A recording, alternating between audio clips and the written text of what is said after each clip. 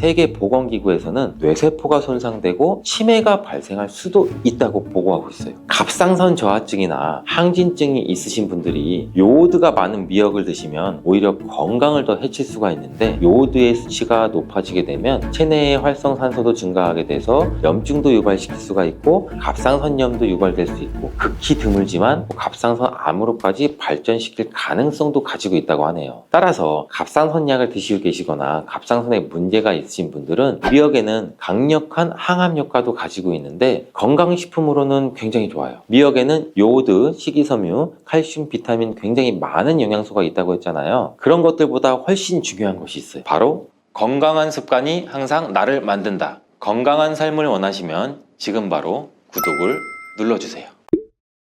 미역과 이것 함께 드시면 당뇨가 낮아지고 치매도 예방됩니다. 평소 무심코 한 이 행동 때문에 암과 치매에 걸릴 수가 있어요. 미역에는 풍부한 영양 성분이 있어서 당뇨 예방, 골다공증, 심혈관 질환, 암 예방 등등 굉장히 다양한 효능을 갖고 있는데, 그렇다면 여러분들 미역은 어떻게 먹어야 암과 치매에 안 걸리고 우리 몸을 건강하게 만드는 보약이 될 수 있을까요? 미역국 끓일 때 고소한 들기름에 미역을 달달 볶아서 끓여 먹으면 정말 맛있잖아요. 그런데 절대로 미역을 볶을 때 들기름을 넣고 조리하시면 안 됩니다. 들기름은 오메가3 지방산과 리놀렌산이 풍부해서 혈관의 콜레스테롤도 제거해주고 노폐물을 배출해서 혈관을 건강하게 해주는데 심혈관 지방 예방해주고 뇌신경도 활발하게 해서 치매 예방에도 굉장히 좋은 효능이 있어요. 그런데 이 들기름은 발연점이 낮아서 열을 가하게 되면 산패가 돼요. 쉽게 좋은 성분은 없어지고 열을 가하게 되면 1급 발암물질인 벤조피렌까지 생성이 되죠. 벤조피렌은 암을 발생시킬 뿐만 아니라 우리 내분비계에 교란을 일으켜요. 장애도 일으키고 뇌 건강에도 정말 악영향을 주는 정말 위험하고 안 좋은 물질이에요. 건강에 좋은 줄 알고 넣은 들기름 때문에 오히려 건강을 해치는 독을 먹게 되는 상황까지 되는 거죠. 들기름은 그러면 미역국에 안 넣어야 되냐? 아니에요. 미역국을 다 끓인 다음에 마지막에 한 스푼 들기름을 넣어서 드시면 이 들기름의 효능과 고소한 맛을 온전히 누릴 수가 있어요. 미역과 함께 드시면 절대 안 되는 음식 두 번째는 바로 대파예요. 생각해보면 다른 국이나 찌개를 끓일 때는 대파를 거의 대부분이 다 들어가죠. 근데 유독 미역국 끓일 때는 왜 대파가 안 들어갈까요? 그 이유는 미역이랑 대파 둘 다 이 알기인산이라는 성분이 들어있는데 이 알기인산 때문에 미끌미끌거리는 식감이 있어요. 함께 드시게 되면 이 식감이 나빠지는 이유도 있지만 식감보다도 더 중요한 이유가 있어요. 이 대파에는 인과 유황 성분이 들어있는데 미역과 대파를 함께 드시게 되면 대파의 인과 유황 성분 때문에 이 미역에 함유된 칼슘의 흡수를 방해돼요. 이 미역에는 칼슘이 굉장히 많이 들어있죠. 근데 미역에 함유된 칼슘의 함량은 100g당 거의 한 900mg 이상이 들어있어요. 우유에 함유된 칼슘의 함량은 100g당 대략 한 100g 정도인데 이렇게 보면 굉장히 미역에 함유된 칼슘의 함량이 굉장히 많죠. 성인 기준 칼슘의 권장 섭취량이 약 600ml에서 700ml 정도로 볼 수 있는데 미역국으로 한 그릇만 드셔도 충분히 섭취할 수 있는 양이죠. 우유를 소화 못 시키는 분들이 칼슘을 섭취하기 위해서는 미역이 정말 좋은 대체 식품이 되는 거죠. 이렇게 많은 칼슘은 우리 몸의 뼈를 튼튼하게 해주고 골다공증 예방에도 도움을 주는데 이 골다공증 예방은 50대 이후의 여성분들한테는 정말 중요한 효능입니다. 골다공증으로 인해 골반뼈가 골절이 될 경우에는 65세 이상은 30% 정도가 1년 내에 사망하고 80세 이상은 50% 정도가 2개월 이내에 사망을 할 수 있다는 통계가 있어요. 굉장히 무섭죠. 이 나이가 들어갈수록 미역을 충분히 섭취하는 게 굉장히 좋은 습관입니다. 이런 칼슘 보충에 정말 중요한 미역을 대파와 함께 드신다면 미역에 들어있는 미네랄인 칼슘 흡수가 제대로 되지 않는 거죠. 미역의 미끌미끌한 성분이 이 알긴산도 우리 몸에 중요한 역할을 해줘요. 바로 이 알긴산은 다른 물질을 흡착하는 성질이 있어서 혈관 내에 나쁜 콜레스테롤을 흡착해서 배출을 도와줘요. 이렇게 되면 이 동맥경화를 예방할 수도 있고 혈액순환을 원활하게 해줘 심혈관 질환 예방까지 하는데 도움을 줄 수 있겠죠. 미역이 흔히 알고 있는 것처럼 우리 피를 맑게 한다고 하잖아요. 바로 이 알긴산의 효능 때문인데 혈관이 깨끗해지기 때문이에요. 또한 알긴산은 우리 장 운동을 촉진시키고 배변 활동을 원활하게 해서 변비 예방에도 도움을 주죠. 미역의 풍부한 식이섬유와 함께 장 건강에 도움을 주는 건데 미역에 함유된 풍부한 식이섬유는 당뇨 예방에 탁월한 효능을 발휘하는데 국립보건원에서 장년층 약 7,400명을 대상으로 추적 검사를 했어요. 어떤 추적 검사를 했냐? 이 해조류를 전혀 먹지 않은 사람과 매일 미역국을 반 그릇 이상의 해조류를 섭취한 사람의 당뇨병 발생 위험도를 조사했는데 하루에 미역국 반 그릇 이상 먹는 사람이 해조류를 전혀 먹지 않은 사람에 비해 당뇨병 발생 위험도가 20%나 낮았어요. 미역의 풍부한 식이섬유는 급격히 오르는 혈당을 막아주는 효과도 있는데, 이 식이섬유가 소화의 속도를 늦춰주고 인슐린 분비도 같이 조절해준다고 해요. 식이섬유는 포만감을 높여주고 칼로리가 낮아서 식사량을 조절하는 데 도움도 주고 체내의 노폐물과 독소를 배출도 시키고 체중도 감량하는 데 도움을 줘서 다이어트 식품으로 많이 활용되고 있어요. 이 미역국은 또 아이를 출산한 산모들이 반드시 먹는 음식인데, 미역은 피를 만들어주고 피를 맑게 해주는 역할뿐만 아니라 미역의 풍부한 요오드는 출산 후 자궁을 수축시켜주는 데 도움도 주고 모유가 잘 나오도록 도와줘요. 또한 요오드는 피를 먹게 해서 상처를 빨리 아물게 해주는 역할도 해줘요. 칼슘과 철분이 풍부해서 출산 후에 흥분된 신경도 안정시켜주고 혈액의 생성을 도와줘서 산모의 빈혈 예방에도 도움을 주게 돼요. 또한 미역에는 칼륨도 풍부한데, 이 칼륨은 우리 몸에 나트륨을 배출시켜주는 역할도 해서 산모의 부종도 완화시켜주는 데 도움을 주고, 요오드는 산모에게 좋을 뿐 아니라 또 신진대사를 촉진시켜줘서 몸에 에너지를 보충해주는 역할도 합니다. 이 요오드가 부족할 때 나타나는 증상들이 있는데, 몸에 기력이 없다고 하죠. 힘이 없고 피곤하고 무력감도 있고, 이렇게 또 신진대사가 원활하지 않기 때문에 피로가 누적되고 몸의 영양소도 소모하지 않게 돼서 체중도 증가되는데, 이때는 또 피부가 건조해지고 거칠어지고 탈모도 일어날 수가 있죠. 나이가 들면서 인지력이 떨어지는 것도 요오드 부족 중에 한 현상일 수도 있어요. 요오드가 부족하면 우리 몸의 호르몬인 중추적인 역할을 하는 이 갑상선에 문제가 생기는데, 바로 갑상선 저하증이 생길 수도 있고, 이러한 문제들은 미역을 섭취함으로써 조금은 예방할 수 있는 것인데, 요오드의 하루 권장 섭취량은 대략 2.4mg 정도예요. 미역국 한 그릇에는 요오드가 약 1.1mg 정도 함유가 되어 있으니 미역국은 하루에 한두 그릇 정도만 드시는 게 오히려 좋겠죠. 요오드도 과하게 섭취해도 문제가 생기는데, 요오드 섭취량이 많아지게 되면 갑상선염이나 다른 갑상선 질환도 같이 유발할 수가 있죠.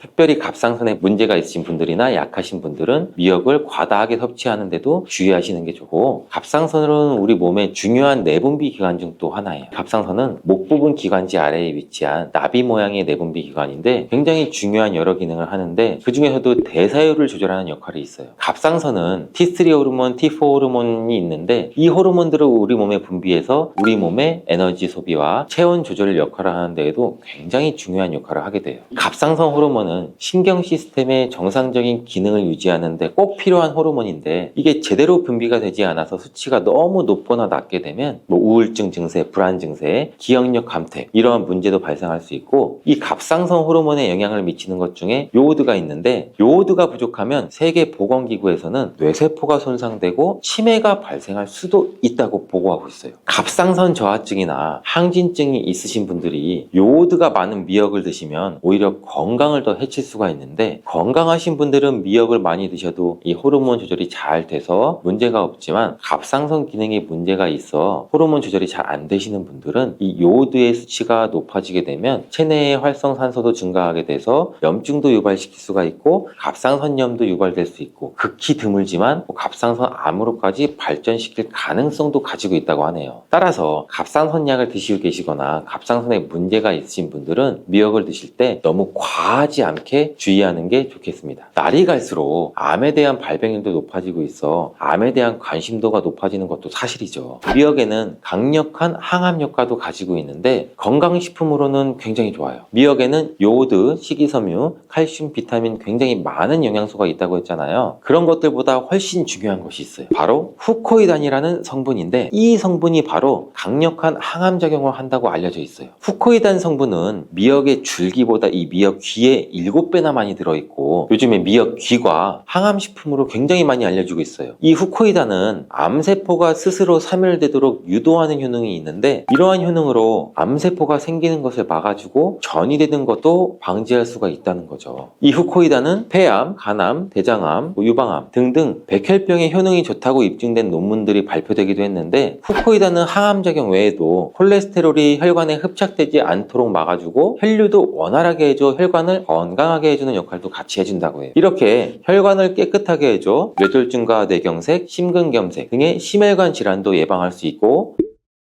미역기와 함께 토마토를 드시면 토마토에 들어있는 라이코펜이라는 성분과 함께 항암 효과도 극대화시킬 수가 있는데, 토마토가 이 채소의 왕으로 불리면 우리 몸에 정말 좋다는 사실 다들 알고 계시잖아요. 이 토마토에 들어있는 라이코펜이라는 항산화 성분이 이 몸 안에 있는 활성산소를 제거해서 혈관을 건강하게 하고 염증을 제거할 뿐만 아니라 노화도 예방해 줄 수 있죠. 이 토마토의 라이코펜이라는 성분과 이 미역의 후코이단이라는 성분이 만나 강력한 항암 작용도 할 수 있게 된다는 거죠. 미역과 함께 드시면 효과가 극대화되는 식품으로는 두부가 있어요. 콩으로 만든 두부는 식물성 단백질이 풍부해서 건강식품으로 우리 식탁에 정말 많이 올라오죠. 두부에는 단백질뿐만 아니라 사포닌 성분도 풍부하게 함유되어 있는데, 사포닌은 우리가 흔히 인삼, 홍삼 이런 데서 많이 들어있다고 알려져 있죠. 맞아요. 인삼, 홍삼, 더덕 등에도 풍부하게 함유되어 있는데 두부에도 많이 함유가 되어 있어요. 이 사포닌은 면역력을 강화해주고 활성산소도 제거해주고 또 노화도 방지하고 항암 작용도 하고 굉장히 기적과 같은 성분이죠. 그래서 사포닌 성분이 연구도 요새 굉장히 활발히 되고 있다고 해요. 근데 이 사포닌의 단점이 뭔지 아세요? 우리 몸에 있는 요오드를 배출시키고 요오드 결핍이 있는 분들은 또 주의해서 드셔야 되는 성분이에요. 미역과 함께 드신다면 미역이 함유하고 있는 요오드랑 사포닌의 만남으로 미역의 섭취를 과다할 수 있는 요오드 양을 두부의 사포닌이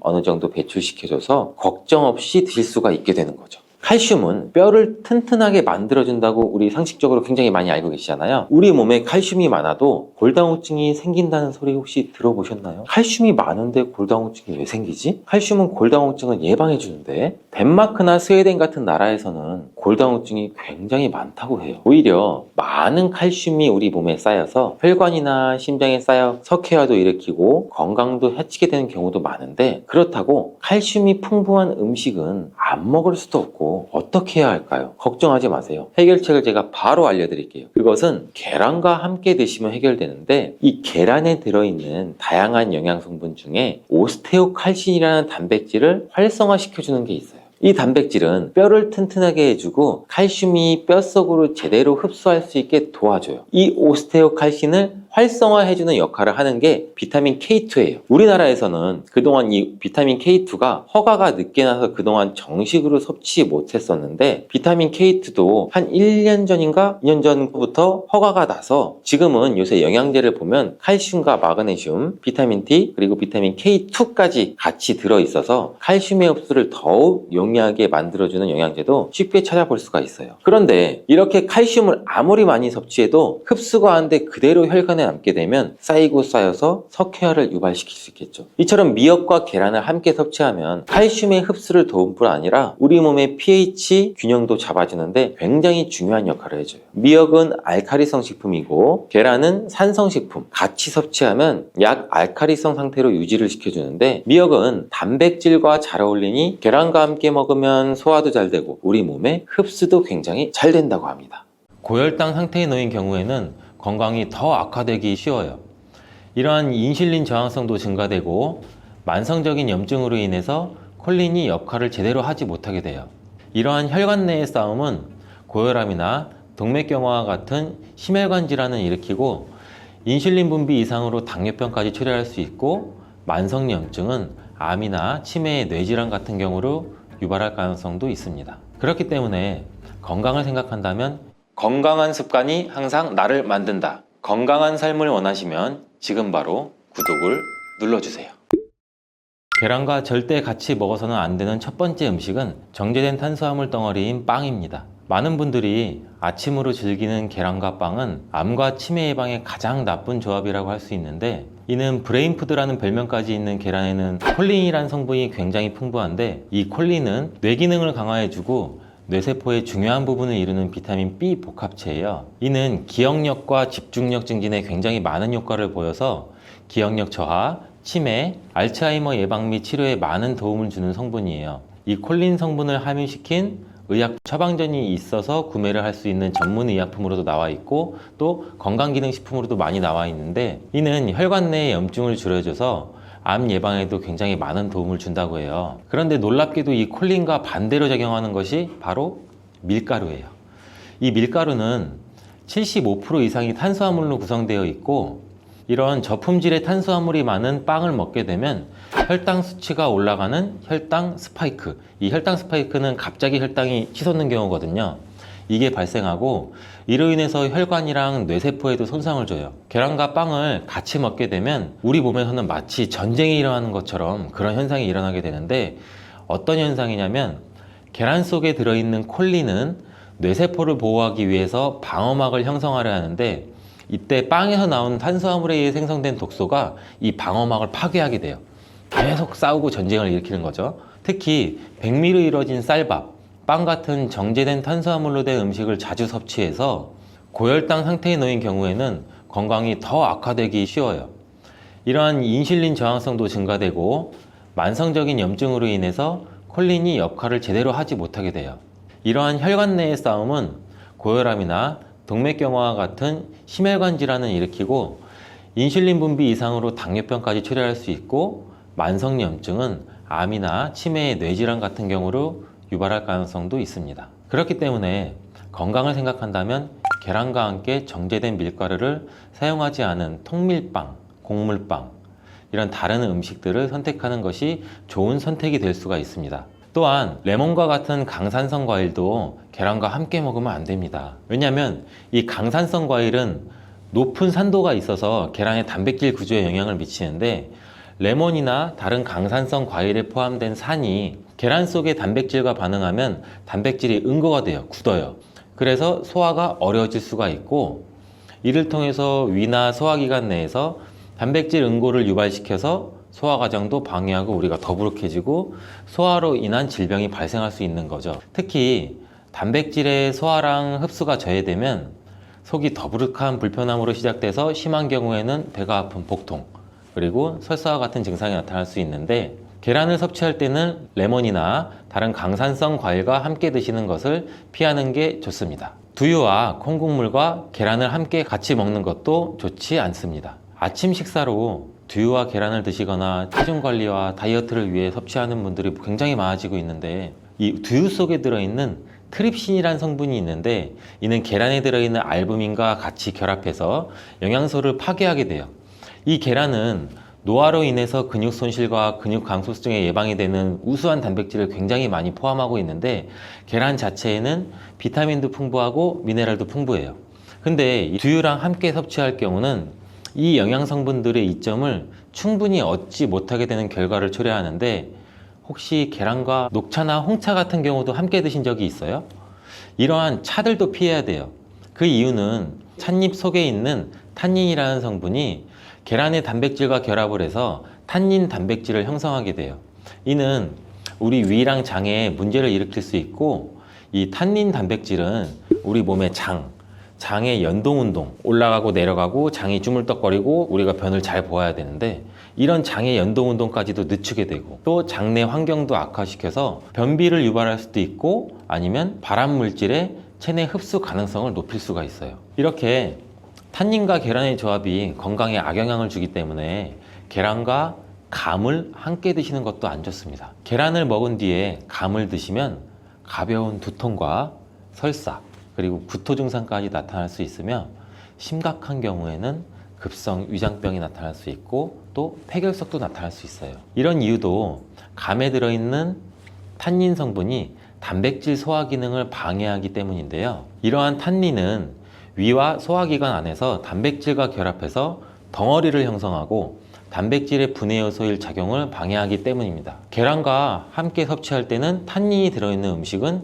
위험할 수 있습니다. 또 하나, 계란과 절대 함께 먹으면 안 되는 음식 중으로는 햄과 같은 가공육이 있습니다. 계란과 가공육의 조합은 정말 최악인데요. 계란은 고단백질인 필수 아미노산 비타민 B군을 풍부하게 함유하고 있지만, 가공육과 같은 햄은 나트륨과 포화지방이 높은 경향이 많아요. 이런 가공육은 과도한 나트륨의 섭취랑 포화지방의 증가로 이어질 수 있으며, 이를 계속 섭취하게 되면 혈관에 나쁜 콜레스테롤이 축적돼서 동맥경화와 같은 심장병, 뇌졸중, 이런 심혈관 질환 위험도 증가시킬 수가 있습니다.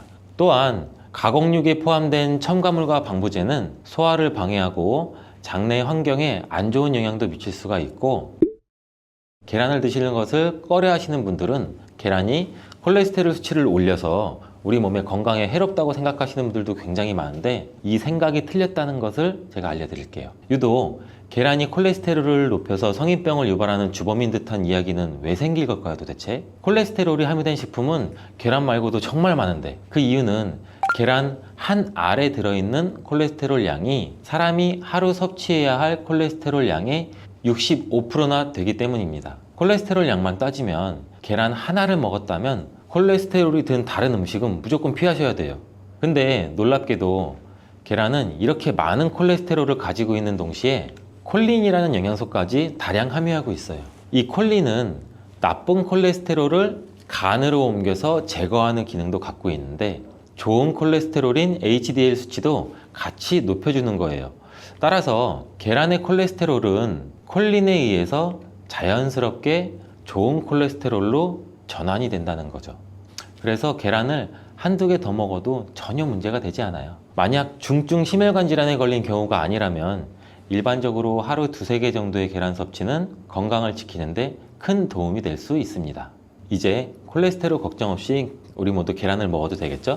당뇨가 있으신 분들도 마찬가지예요. 50대 이후가 되면 당뇨 환자가 급격히 많아지게 되는데, 당뇨는 정말 무서운 병이에요. 당뇨는 당뇨 한 가지만으로도 위험하지만 당뇨로 인한 고혈압, 심근경색, 뇌졸중, 치매, 다른 질병을 유발시키기 때문에 그런데, 당뇨의 원인 중 하나는 비만이 있는데, 이 비만 관리가 바로 당뇨 관리로 직결된다고 해도 과언이 아니죠.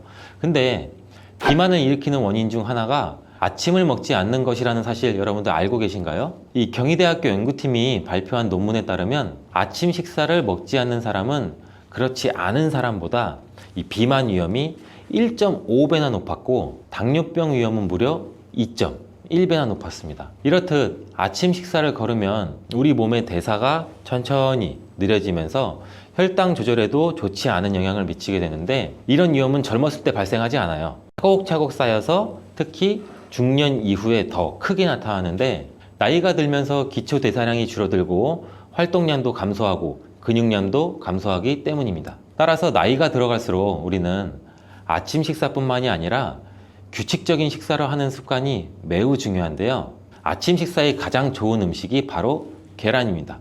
계란에는 우리 몸에 꼭 필요한 다양한 영양소가 풍부하게 들어있기 때문인데, 특히 당뇨 때문에 고생하시는 분들 굉장히 많으시죠.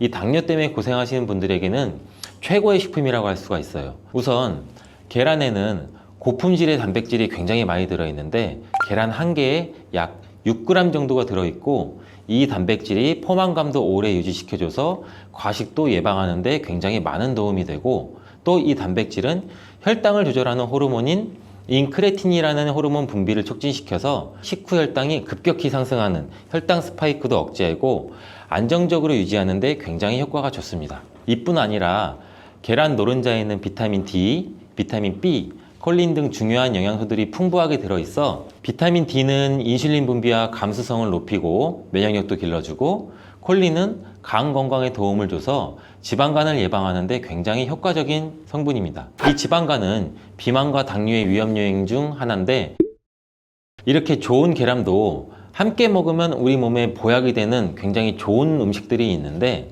더욱 풍부한 영양을 섭취할 수 있고 당뇨와 비만 관리에도 도움이 되는 음식들이 있어요. 계란과 토마토는 빼놓을 수 없는 최고의 음식 궁합입니다. 계란과 토마토, 이 둘의 궁합은 영양학적으로만 보더라도 굉장히 이상적이에요. 계란은 아까 말씀드렸듯이 단백질, 비타민 B군, 그리고 필수 아미노산을 굉장히 많이 함유하고 있는데, 한편 토마토는 우리가 흔히들 많이 알고 계시죠. 비타민 C, 그리고 항산화 물질인 라이코펜을 굉장히 많이 함유하고 있어요. 그래서 이들이 만날 때 서로의 영양적 가치가 굉장히 배가 되는 거죠. 토마토 속의 라이코펜은 지방에 용해되기 때문에 계란과 같이 먹을 때 그 흡수율이 굉장히 높아지는데, 이러한 조합은 우리 심혈관 건강을 지키고 면역력을 높이는 데 아주 효과적이고, 토마토에 들어있는 비타민 C는 계란에 들어있는 철분의 흡수를 돕기 때문에 빈혈 예방에도 굉장히 좋습니다.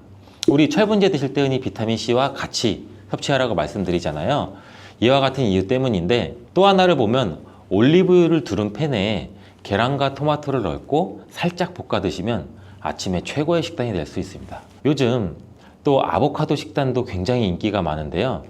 흔히 지중해 식단 이렇게 말씀을 많이들 하고 계시죠. 계란과 아보카도도 굉장히 좋은 궁합인데, 계란에는 매번 말씀드리지만 굉장히 많은 영양소가 있는데 아보카도에 함유된 건강에 좋은 지방산, 특히 오메가3 지방산과 비타민 E를 많이 갖고 있어 이 두 가지 재료가 만나면 서로가 영양적 시너지가 굉장히 폭발합니다. 이 아보카도 속의 건강한 지방은 계란이 단백질 흡수를 더욱 좋게 하고 흡수율을 더욱 높입니다. 또 계란 속에 있는 비타민과 무기질은 아보카도의 지방산을 흡수하는 데 도움을 주고 이러한 조합은 심혈관 질환 그리고 뇌 건강에 굉장히 긍정적인 효과도 주고 전반적으로 건강을 굉장히 많이 향상시키는 효과도 같이 갖고 있는데 이 아보카도와 계란을 함께 먹음으로써 식이섬유와 건강한 지방의 결합이 우리 몸의 포만감도 높이고 장내 환경을 굉장히 많이 개선을 시킬 수가 있습니다. 간단하게 아보카도와 계란 샐러드를 아침에 만들어 드시면 어떨까요? 계란을 또한 채소와 함께 드시면 비타민의 흡수율도 증가시킬 수가 있어요. 특히 호박을 섭취하면 부교감 신경을 활성화시켜서 마음을 안정시키고 또 불안감 및 긴장을 완화시켜 주는데 높은 효능을 발휘합니다. 스트레스는 만병의 근원이라고 하는데 이 계란과 호박을 함께 드시면 스트레스는 물론 몸의 피로도 같이 줄여주기 때문에 비타민 A와 베타카로틴이 많은 호박을 섭취하면 또 눈 건강에도 굉장히 유익하다고 합니다. 계란에 함유된 루테인과 지아자틴과 같은 카로티노이드 성분과 함께 작용하여 강력한 항산화 효과를 발휘하고 망막을 보호하고 황반색소 밀도도 유지시키고 녹내장 또 퇴행성 안구 질환의 발병률도 낮춰줄 수 있습니다.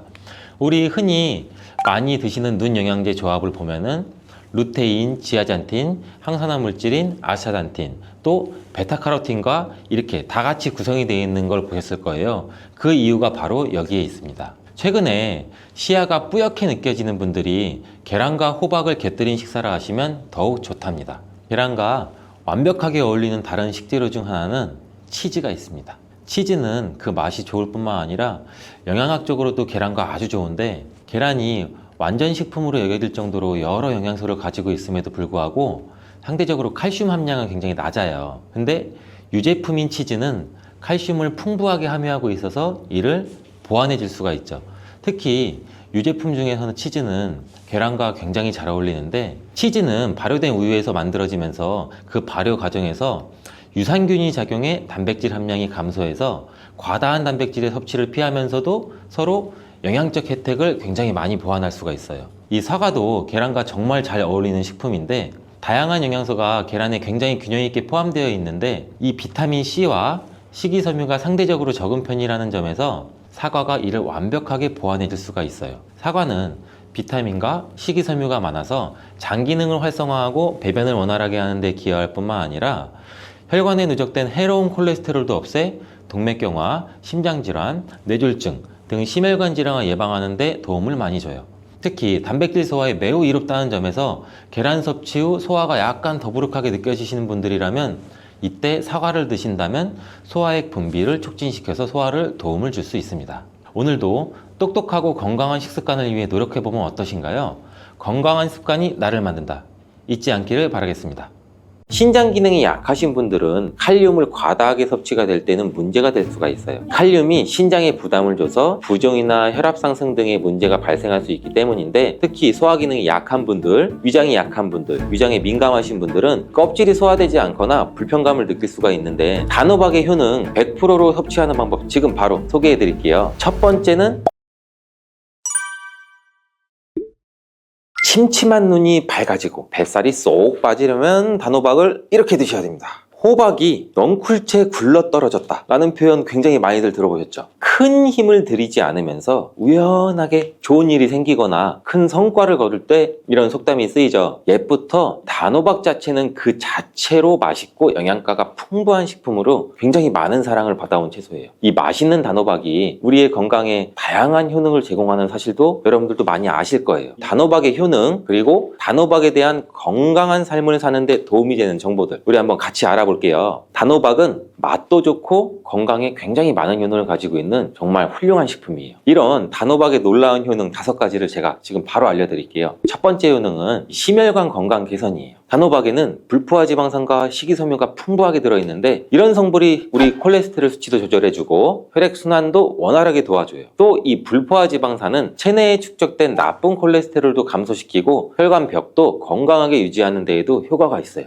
칼륨은 또 혈압 조절에도 굉장히 효과적이죠. 나트륨의 작용도 중화시키고 혈압 상승도 도움을 주고. 그래서 이 칼륨이 풍부한 단호박은 고혈압 예방이나 관리에 굉장히 도움을 줄 수 있는 식품이기도 해요. 평소에 심혈관 질환이 걱정되거나 고혈압을 관리하고자 하는 분들한테는 단호박이 매우 좋은 식품인데, 단호박을 자주 섭취하게 되면 혈액순환도 개선되고 혈압이 안정적으로 되고 심장질환 예방에도 매우 효과적이기 때문에 이 심혈관 건강을 지키는 데는 굉장히 큰 도움이 돼요. 심혈관 건강, 이제부터는 단호박으로 한번 예방해보세요. 단호박의 두 번째 효능은 다이어트에 효과가 좋다는 거예요. 단호박은 저칼로리 식품이고 다이어트를 할 때 섭취하면 굉장히 좋은 음식인데, 단호박이 가지고 있는 열량은 100g당 약 40에서 50칼로리 정도밖에 안 되는데, 보통 다이어트 하실 때 고구마 많이들 드시잖아요. 고구마가 갖고 있는 열량은 100g당 약 85에서 110칼로리라고 해요. 단호박의 칼로리는 고구마의 반도 안 돼요. 그래서 단호박은 다이어트 할 때 칼로리 걱정 없이 먹을 수 있는 식품 중에 하나인데, 거기다가 이 식이섬유도 풍부해서 포만감도 오래 유지시켜줘요. 이러한 특징 때문에 간식 대신 단호박을 드시면 과식도 방지할 수 있고 우리 체중 조절에도 효과적이에요. 또한 단호박의 식이섬유는 소화가 잘 되지 않아서 장에서 천천히 흡수가 되기 때문에 혈당 조절에도 굉장히 유익한데, 급격한 혈당 상승도 막아주고 다이어트 중에서도 혈당이 급격히 떨어지지 않게 도와줘요. 또 다이어트 중에 발생할 수 있는 변비까지 예방해줄 수가 있기 때문에 체중 감량을 도울 뿐 아니라 우리 장 건강도 함께 챙길 수가 있겠죠. 다이어트 중이라면 단호박 간식이나 식사 대용으로도 한번 활용해 보세요. 맛도 좋고 영양도 풍부한 최고의 다이어트 식품이에요. 단호박의 세 번째 효능은 바로 눈 건강에 도움이 된다는 점이에요. 단호박은 당근과 마찬가지로 비타민 A와 베타카로틴이 굉장히 풍부하게 들어있는데, 두 성분은 우리 눈의 건강을 지키는데 굉장히 중요한 역할을 해요. 비타민 A는 눈의 망막을 건강하게 유지하는 데 도움을 주고 시력 저하도 예방하는 데 굉장히 효과적이에요. 특히 야맹증 예방에도 도움을 줄 수가 있고, 이 베타카로틴은 강력한 항산화 작용도 같이 해서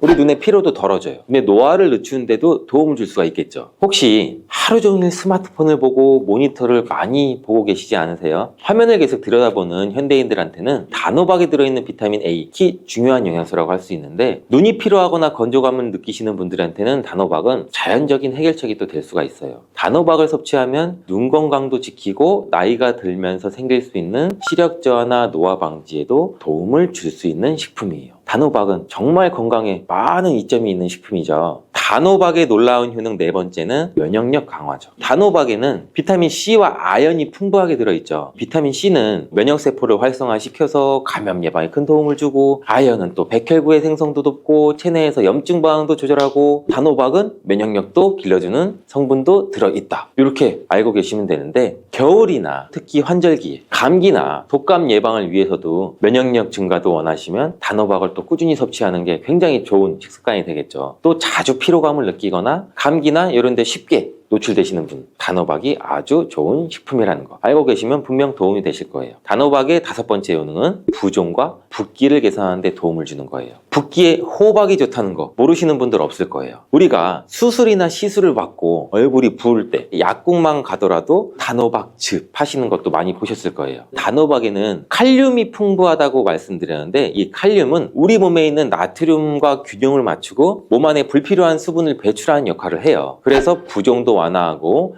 몸의 붓기도 개선하는 데 굉장히 효과적인데, 특히 평소에 손이나 발이나 얼굴 등이 자주 부으시는 분들한테는 단호박을 섭취하면 체내 나트륨 농도도 조절해줘서 불필요한 수분이 빠져나가면서 붓기가 자연스럽게 완화가 될 수 있어요. 이렇게 효능이 많은 단호박을 어떻게 섭취하느냐에 따라 그 효과가 달라질 수 있다는 사실 이제는 알고 계시죠? 섭취 방법에 따라 효능의 50%만 섭취하게 될 수도 있고 100%로도 바뀔 수가 있어요. 단호박의 효능 100%로 섭취하는 방법 지금 바로 소개해 드릴게요. 첫 번째는 껍질까지 섭취하는 거예요. 단호박의 껍질은 과육과 견줘봐도 손색 없을 정도의 많은 영양소를 포함하고 있어요. 단호박의 껍질에는 대부분 폴리페놀이라는 게 함유되어 있고, 드실 때는 꼭 껍질까지 함께 드시는 게 굉장히 중요한데, 단호박 껍질에는 단호박 속 알맹이에는 없는 페놀산이 들어있어요. 페놀산은 우리 노화도 방지해주고 혈액순환도 도와줘서 심혈관 질환 예방에도 굉장히 효과적이에요. 또 이 껍질에는 비타민 A랑 C 이러한 항산화 물질들이 포함되어 있어서 피부 건강과 면역력 강화에도 굉장히 효과적이에요. 그래서 단호박을 섭취할 때는 꼭 껍질까지 함께 드시는 게 좋은데, 물론 껍질을 드실 때는 꼭 깨끗하게 세척을 하고 농약이나 불순물 같은 게 묻어있지 않은지 잘 확인하고 드시는 게 중요하겠죠. 그리고 껍질이 두껍고 질기게 느끼신다면 부드럽게 찌거나 껍질째 구워서 섭취하면 훨씬 더 편안하게 드실 수가 있어요. 단호박은 버릴 게 하나도 없는 채소인데, 호박잎도 몸에 굉장히 유익하다는 거 혹시 알고 계시나요? 호박잎은 비타민 A랑 C랑 칼슘, 철분이 풍부해서 뼈 건강에도 도움이 되고 항산화 성분도 많고 우리 몸에 염증도 들여주고 소화 기능을 돕는 데도 굉장히 효과적이에요. 특히 피로 회복에도 좋고 우리 몸에 독소를 배출하는 데도 도움을 줄 수가 있는데, 호박잎은 찜이나 국, 볶음 등으로 다양하게 요리해서 섭취할 수가 있고, 호박잎을 섭취하는 것도 단호박을 더 효과적으로 활용하는 좋은 방법이니 버리지 말고 꼭 같이 요리해서 드셔보세요. 단호박을 드실 때 호박씨 빼놓을 수 없죠. 호박씨가 수면내에 도움을 준다는 거 혹시 들어보셨어요? 호박씨에는 트립토판이라는 성분이 들어있어서 이 성분은 수면 개선에 큰 도움을 줄 수 있는 성분이에요. 트립토판이라는 성분은 우리 수면 리듬을 조절해주는 세로토닌과 멜라토닌으로 변환이 되는데, 불면증이나 수면의 질이 낮은 분들한테는 호박씨는 정말 유용한 식품이에요. 이 호박씨에는 또 단백질과 건강한 지방이 풍부해서 혈당 조절에도 도움을 줄 수가 있는데, 혈당이 급격히 오르거나 내리는 것도 막아주고 당뇨병 예방에도 굉장히 효과적이에요. 그래서 호박씨는 다이어트에도 매우 좋고 식사 후 간식으로 섭취하면 또 포만감도 오래 유지시킬 수가 있겠죠. 여담으로 우리 왜 다른 사람 단점을 뒤에서 막 얘기하는 거 보고 뒷담화 한다고 하잖아요. 근데 비속어로 호박씨 깐다 이러잖아요. 과연 어떤 것 때문에 이런 이야기가 나왔을까요? 저도 궁금해요. 혹시 아시는 분들 댓글 한번 달아주세요. 이렇게 단호박은 아주 건강에 좋은 식품인데 섭취할 때도 당연히 주의사항이 있어요. 건강을 지키기 위해서 몇 가지 단호박 섭취 시 유의사항을 알려드릴게요.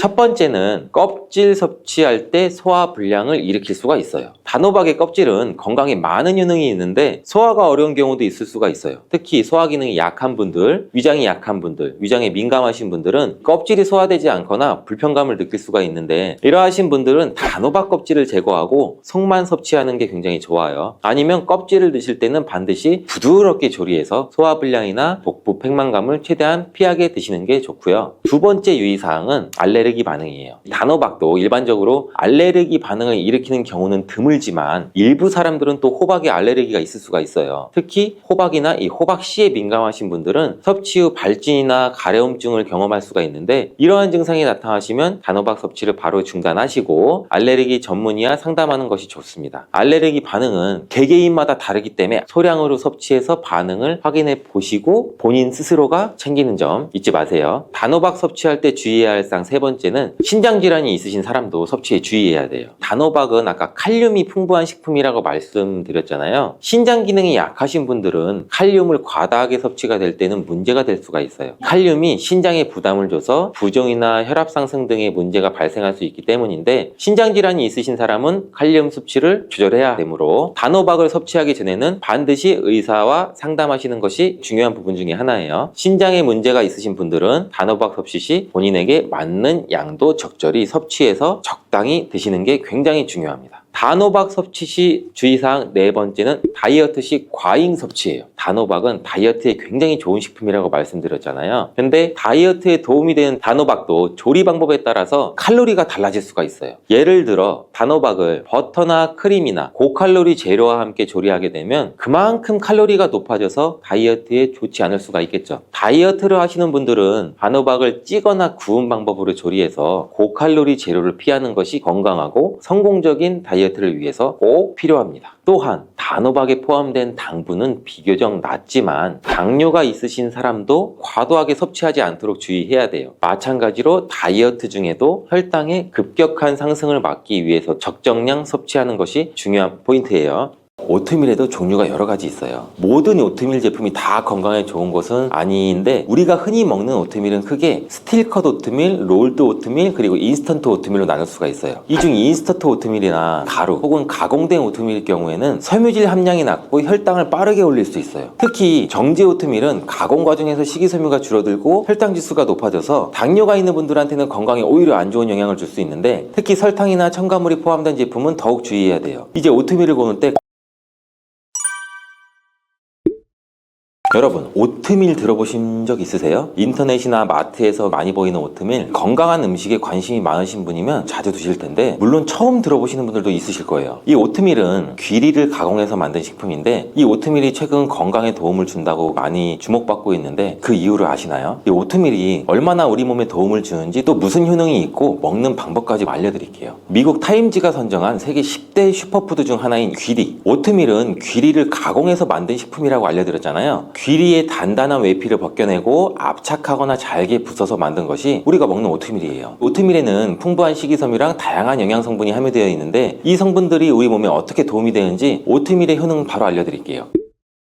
건강한 한 끼의 오트밀의 효능 첫 번째는 혈당 조절이에요. 나이가 들수록 혈당 조절이 중요한 거 알고 계시죠? 혈당이 갑자기 오르면 당뇨병의 위험이 커질 뿐 아니라 몸이 쉽게 피로해지고 몸의 컨디션 또한 나빠질 수가 있기 때문인데, 혈당 스파이크 현상이 자주 발생하면 인슐린 분비도 정상적으로 되지 않아요. 이 상태가 지속되면 온갖 합병증도 일으킬 수 있고, 이런 분들한테는 오트밀이 혈당 조절에 도움을 줄 수 있다니 좋은 소식 아닐까요? 이 오트밀에는 수용성 식이섬유가 풍부한데 특히 베타글루칸이라는 성분이 혈당을 서서히 올려주는 역할을 해요.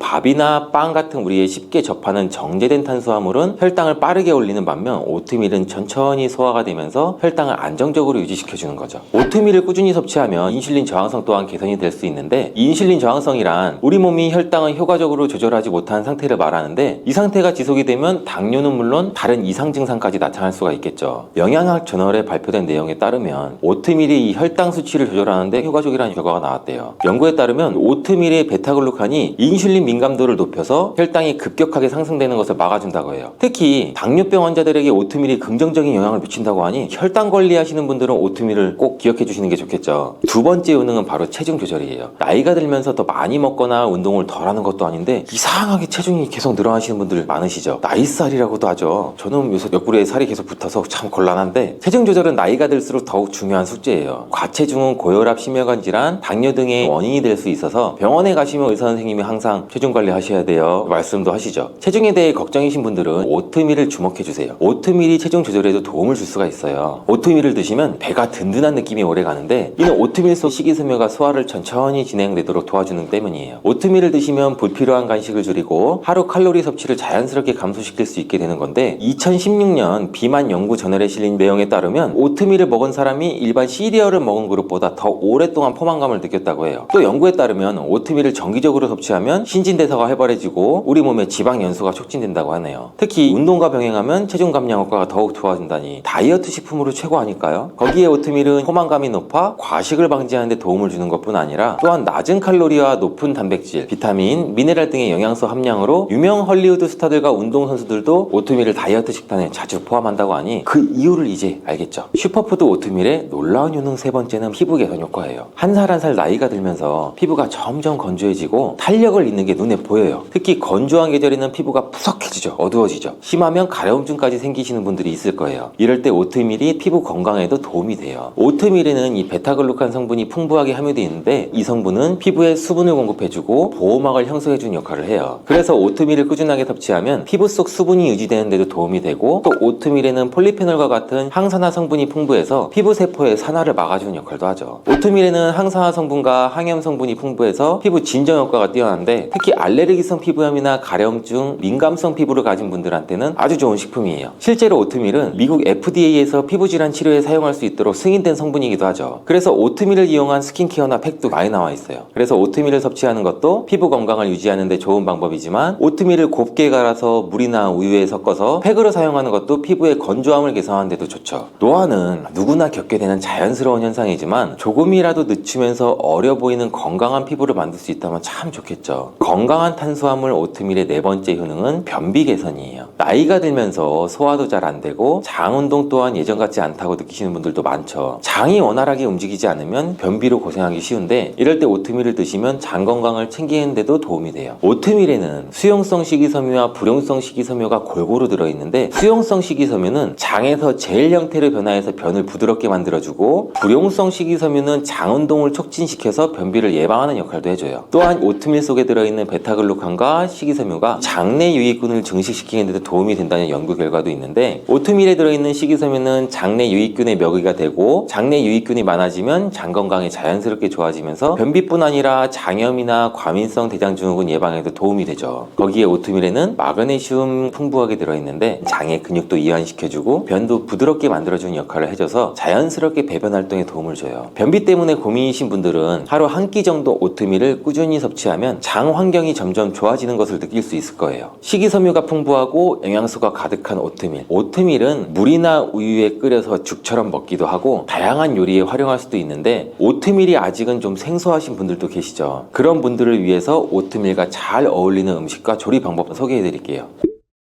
고소한 맛의 오트밀과 부드럽고 달콤한 바나나는 서로 잘 어울리는 맛인데 맛뿐 아니라 오트밀은 풍부한 식이섬유가 함유되어 있다고 알려드렸죠. 바나나 또한 식이섬유와 동시에 칼륨, 비타민C 등 여러 영양소가 있어 소화에 도움을 주는데 거기다 이 두 재료는 포만감까지 오래 유지할 수 있는 최고의 조합이에요. 특히 이 조합은 다이어트를 고민하시는 분들한테는 정말 좋으니 고민하지 마시고 만들어 드세요. 바나나를 올린 오트밀 방법도 참 간단한데 재료는 오트밀 약 반컵, 아몬드 밀크 1컵, 바나나 1개, 올리고당 1큰술. 냄비에 오트밀과 아몬드 밀크를 넣고 약불에서 살살 저어가면서 끓여주고 걸쭉해지면 불을 끄고 그릇에 담아요. 살짝 식혀준 뒤에 슬라이스 바나나를 올려준 뒤 기호에 따라서 올리고당이나 꿀을 살짝 넣어주면 완성이에요. 추가로 견과류 같은 거를 넣어서 먹으면 든든한 대용을 만들 수가 있죠. 두 번째 오트밀과 어울리는 식품은 바로 치즈예요. 치즈는 칼슘과 단백질이 풍부해서 이 둘을 함께 섭취하면 서로한테 부족한 영양소를 보완할 수 있는 조합인데 치즈 또한 포만감을 유지하는 데 좋은 식품인 거 아세요? 미국 플로리다 주립대학교 연구 논문에 따르면 치즈에 함유된 카세인 단백질이 소화 속도를 느리게 만들어서 포만감을 준다고 밝혔대요. 치즈는 칼로리가 높지만 적정량의 치즈를 섭취하면 양질의 영양 섭취와 여러가지 건강에 도움을 받을 수 있는 거죠. 뿐만 아니라 오트밀과의 맛궁합도 참 좋은데 오트밀의 고소한 맛과 치즈의 담백한 맛이 잘 어우러져서 잘만 요리하면 고급 양식 요리 못지않은 맛을 낼 수가 있어요. 그럼 오트밀과 치즈를 이용한 이탈리안식 치즈 오트밀 만드는 방법 알려드릴게요. 재료는 오트밀 반컵, 우유 1컵, 방울토마토 5개, 모짜렐라 치즈 4분의 1컵, 올리브오일 한 작은술, 소금, 후추. 만드는 법도 알려드리면 오트밀을 우유와 함께 끓여서 약불에서 걸쭉하게 만들어서 준비를 해주고 그 다음 반으로 자른 방울토마토를 올리브오일에 살짝 볶아준 뒤에 오트밀 위에 볶은 토마토를 올리고 치즈를 솔솔 뿌려주세요. 그 뒤 소금과 후추로 간을 맞추면 완성이에요. 이렇게 건강에 좋은 만능식품 오트밀. 그렇다고 무조건 좋은 것만 있는 건 아니죠. 오트밀을 먹는 방법도 다양한데 쉽게 끓여도 먹고 시리얼처럼 우유에도 말아먹고 여러가지 다양한 방법으로 섭취할 수가 있는데 오트밀이 몸에 좋다고 해서 너무 과하게 드시면 문제가 생겨요.